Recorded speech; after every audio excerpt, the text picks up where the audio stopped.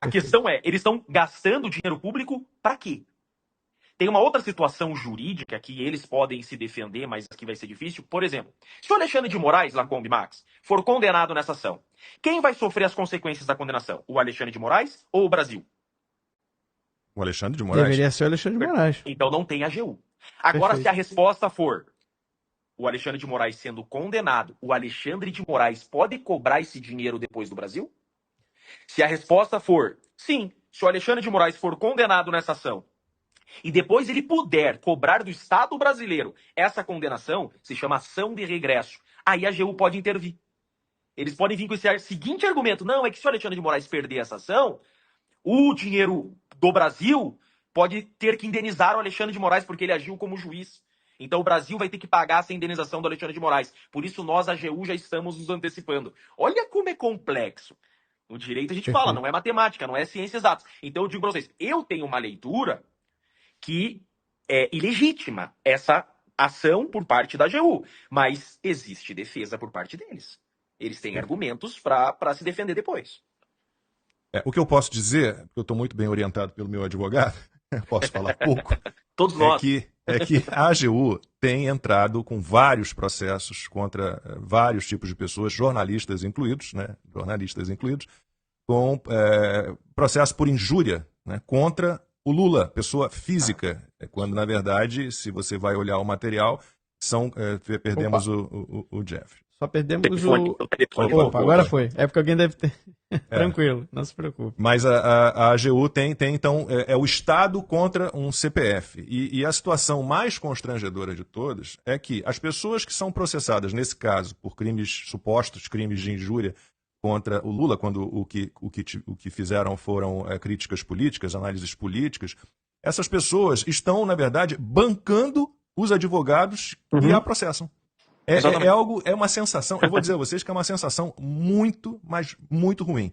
E o meu advogado, ele sempre diz, se por acaso, né, ainda que o Lula diga que os conselhos da Janja, que ele ama a Janja, que a Janja o ama, e que os conselhos dela o ajudam muito, digamos que um dia o Lula e a Janja se separem, é capaz de a AGU, né, Jorge Messias, assumir e fazer ali com a AGU o processo de divórcio dos dois. É mais ou menos isso. Né? Porque exatamente. Virou uma banca, a AGU virou uma banca particular de advogados do Lula e agora no caso do Alexandre de Moraes. Isso é absurdo.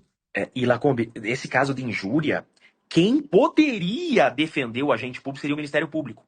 Porque no caso de injúria praticado contra um agente público é de ação penal pública. O que significa? O Ministério Público pode processar. Então, além de tudo isso, a AGU está usurpando a própria função do Ministério Público nesse caso.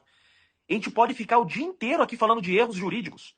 Se a AGU está fazendo isso, Lacombe, além de todos esses absurdos que a gente já conhece, a AGU ainda está usurpando a função do Ministério Público de fazer essa queixa. É o Ministério Público que tem que oferecer essa denúncia, e não a AGU. Eu tenho que estar de olho aqui na participação da turma no chat, mas eu acho que estão perguntando em relação não, é o Tribunal Penal Internacional, né? Que estão perguntando em relação ao Tribunal Penal Internacional. Eu estou sem óculos. Se há alguma chance do Tribunal Penal Internacional, falam do Pacto de San José, se de alguma forma esses organismos, esse pacto podem proteger os direitos humanos, liberdade de expressão no Brasil. É que assim, começou semana passada, a gente estava discutindo muito com essa chegada da OEA aqui, estava se discutindo muito sobre esses direitos internacionais. É assim, dentro de um pacto, você tem que preservar a soberania do país. Sempre. Então a soberania do Brasil nunca vai ser atacada. Por isso que essa ação do Trump foi muito bem acertada pelo advogado dele. Veja que o advogado dele não entrou com ação contra o Brasil, porque ele sabe que a soberania do país tem que ser respeitada. Eles pensaram para fazer essa ação, tá? Eles entraram com essa ação contra o Alexandre de Moraes, já sabendo que eles podem punir o Alexandre de Moraes lá nos Estados Unidos, mas não podem punir o Brasil. Por quê? Havendo esse tratado entre Estados Unidos e Brasil, feito inclusive na própria OEA, você não tem punições para o país. Esse que é o problema. E se olharmos esses tratados, não há punição.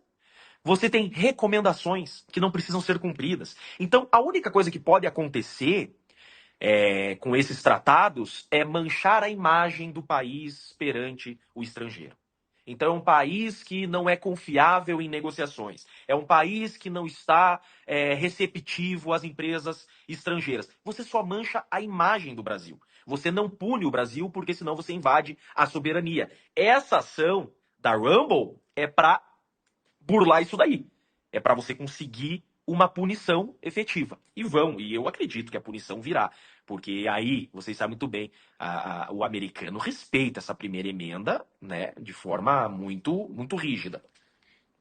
Até porque é inédito, né? Pelo que eu entendi, esse processo contra um juiz estrangeiro, num caso como esse, não teria acontecido antes. Então pode abrir aí uma precedência jurídica, né? O juiz que vai julgar, ele sabe o peso que a decisão dele vai ter aqui nos Estados Unidos.